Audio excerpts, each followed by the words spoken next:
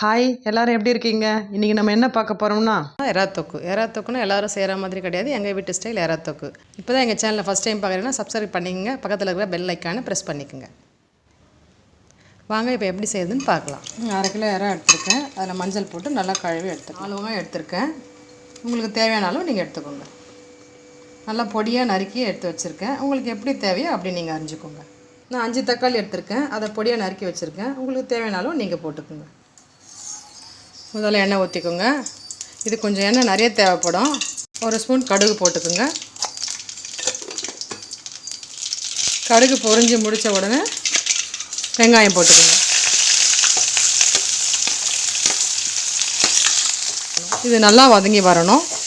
அதுக்கப்புறமா தக்காளி போட்டுக்கலாம். இப்போ கொஞ்சம் கருவேப்பிலை போட்டுக்கோங்க.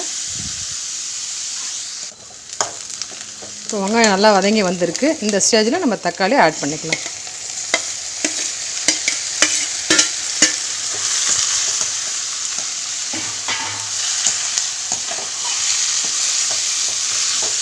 தக்காளி நல்லா வதங்கி வரணும். தக்காளி வதங்கின உடனே நம்ம இஞ்சி பூண்டு பேஸ்ட்டு சேர்த்துக்கலாம். இப்போ தக்காளி இந்த அளவுக்கு நல்லா ஸ்மாஷ் ஆகி வதங்கி வந்த உடனே நம்ம இஞ்சி பூண்டு பேஸ்ட்டு சேர்த்துக்கலாம். நல்லா கோபுரமாக 2 ஸ்பூன் இஞ்சி பூண்டு பேஸ்ட்டு.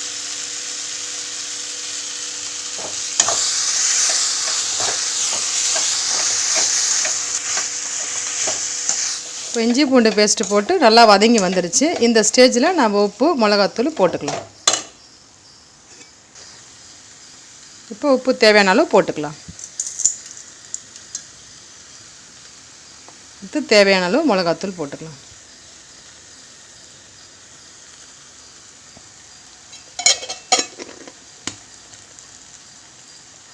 போட்டுக்கோங்க. ஏன்னா எறா இனிப்பு சுவையுடையது. அதனால் கொஞ்சம் காரம் போட்டிங்கன்னா அதுக்கு அட்ஜஸ்ட் ஆகி வரும். இப்போ இதெல்லாம் எறாவை சேர்த்துக்கலாம்.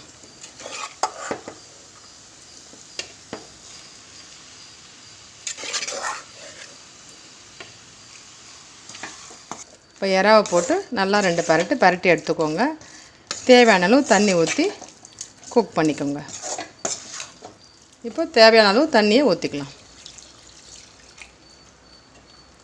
எறா கொஞ்சம் சீக்கிரம் வெந்துடும்.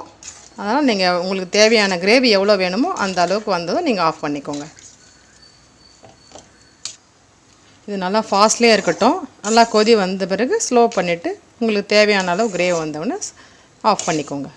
இப்போ நல்லா கொதி வந்துடுச்சு. இப்போ நம்ம ஸ்லோ பண்ணிக்கலாம். ஃபாஸ்ட்லேயே இருந்து அடி பிடிச்சிக்கும். அதனால் ஸ்லோவில் நல்லா வெந்து வந்தவுடனே நிறுத்திக்கலாம். இந்த ஸ்டேஜில் இறக்கிட்டிங்கன்னா இட்லி தோசை எல்லாத்துக்கும் சேர்த்து சாப்பிட்லாம். இப்போ எண்ணெய் பிரிஞ்சு வருது. நான் ஸ்டவ் ஆஃப் பண்ணிட போகிறேன்.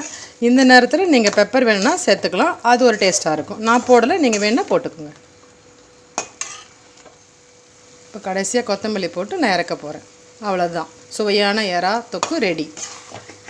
இப்போ எறா தொக்கு ரெடி ஆகிடுச்சு. நான் பவுலில் ட்ரான்ஸ்ஃபர் பண்ணிவிட்டேன். எப்படி இருக்குன்னு செஞ்சு பார்த்துட்டு லைக் பண்ணுங்கள், ஷேர் பண்ணுங்கள், கமெண்ட் பாக்ஸில் கமெண்ட் பண்ணுங்கள், சப்ஸ்கிரைப் பண்ணுங்கள், பக்கத்தில் இருக்கிற பெல் ஐக்கானை ப்ரெஸ் பண்ணுங்கள்.